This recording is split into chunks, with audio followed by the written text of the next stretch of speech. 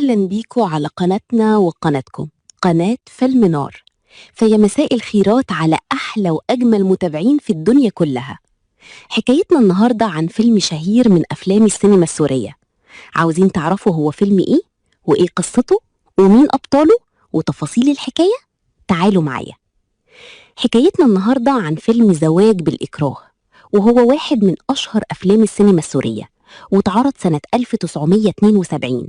كتابة مختار العابد ومن إخراج نجدي حافظ. الفيلم من بطولة نور الشريف وسهير رمزي ولبلبة وغيرهم.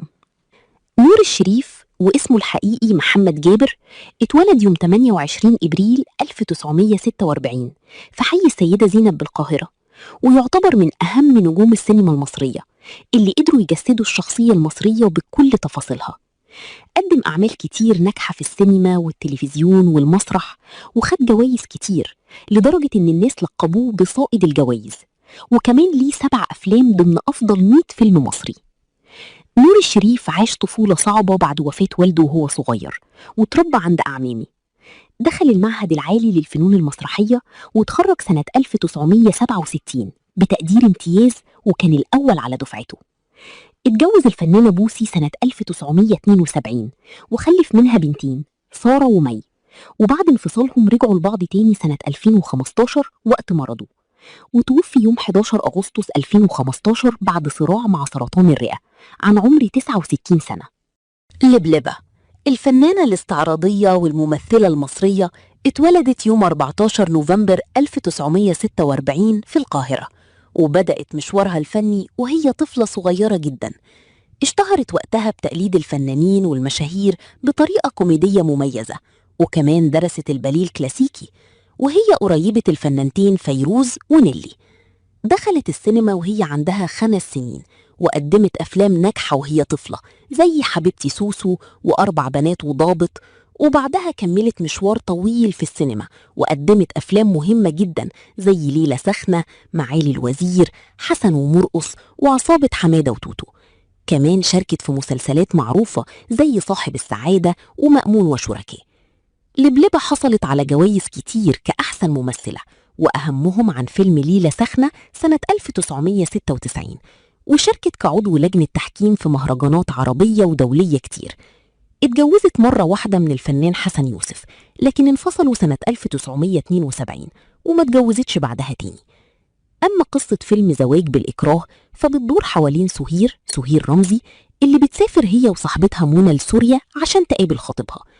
هناك والد منى بيطلب من كمال ابن صديقه اللي عايش في سوريا إنه يراعي بنته، فبيقابلها كمال نور الشريف وبيبدأ يقرب منها وبيحس بإعجاب ناحيتها، وفي نفس الوقت بيتعرف على سهير وبتبدأ بينهم قصة إعجاب. وفي جانب تاني من الأحداث بتظهر سلوى لبلبة وهي عميلة لدولة أجنبية بتحاول تقنع دكتور خيرت عالم الطاقة النووية إنه يسيب بلده ويرجع يشتغل بره عشان يحرم بلده من علمه. ومع تداخل العلاقات دي كلها الأحداث بتتصاعد بشكل درامي ومليان صراعات عاطفية وسياسية لحد ما القصة بتوصل لذروتها. حكايتنا النهاردة عن فيلم الشريدة، وهو واحد من أشهر أفلام الدراما في السينما المصرية، واتعرض سنة 1980. قصة نجيب محفوظ ومن إخراج أشرف فهمي.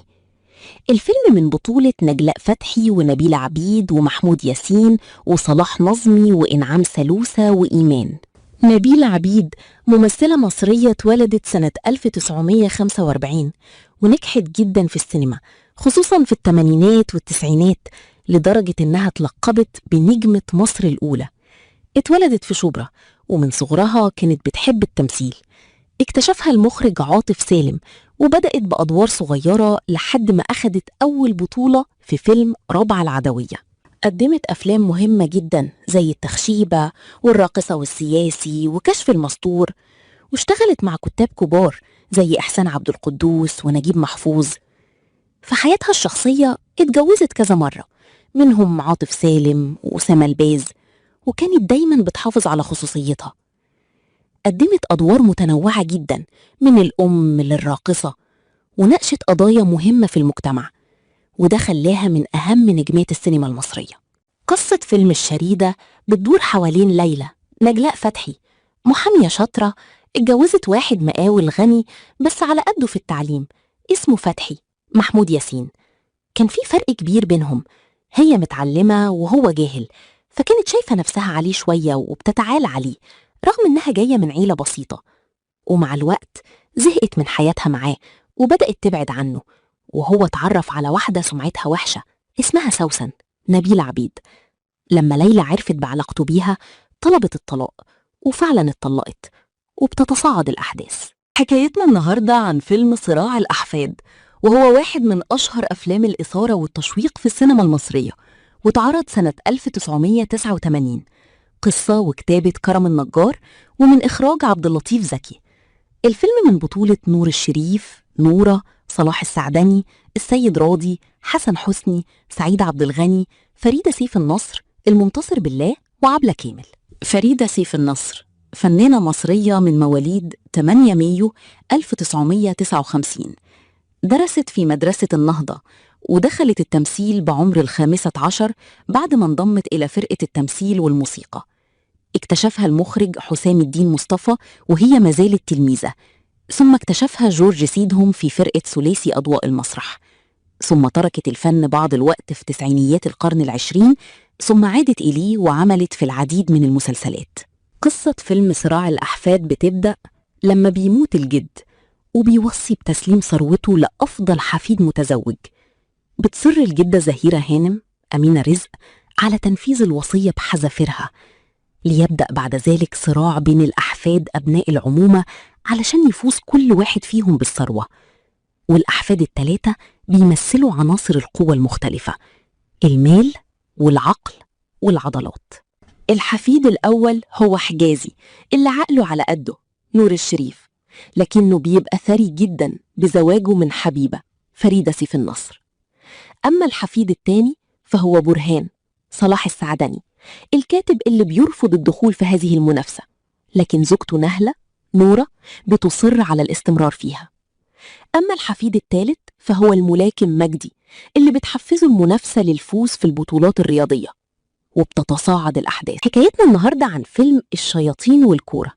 هو واحد من أشهر أفلام الكوميديا والرومانسية في السينما المصرية، واتعرض سنة 1973. سيناريو وحوار بهجة قمر، ومن إخراج محمود فريد. الفيلم من بطولة شمس البارودي وحسن يوسف وعادل إمام. شمس البارودي اتولدت في القاهرة يوم 4 أكتوبر 1945، وبدأت مشوارها الفني في الستينات باسم شمس الملوك قبل ما تغيره لشمس البارودي. درست في معهد الفنون المسرحية، وأول ظهور ليها كان في مسلسل العسل المر. اشتهرت جدا في السينما، وقدمت أفلام كتير خلتها من أشهر نجمات الإغراء وقتها، زي حمام الملاطيلي وشارع الملاهي. كمان شاركت جوزها حسن يوسف في أكتر من فيلم. في منتصف الثمانينات قررت تعتزل الفن بعد رحلة عمرة أثرت فيها جدا، ولبست الحجاب وبعدها النقاب لفترة، وكمان أعلنت تبرؤها من أفلامها القديمة.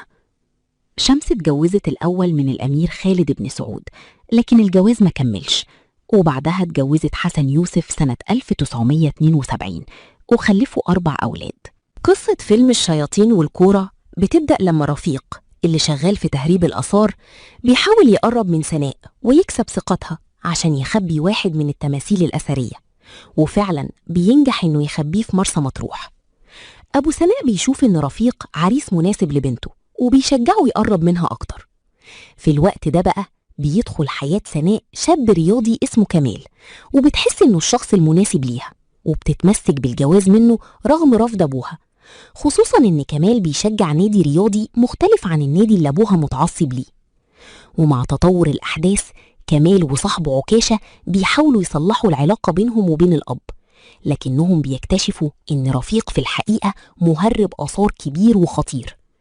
بعدها بيقرروا يفضحوا حقيقته قدام الكل، وده عشان يحققوا هدفين: الأول إن كمال يقدر يتجوز سناء، والتاني إنهم يكشفوا المجرم ده قدام المجتمع. ومن هنا الأحداث بتولع وبتدخل في صراعات ومفاجآت كتير، وبتتصاعد الأحداث.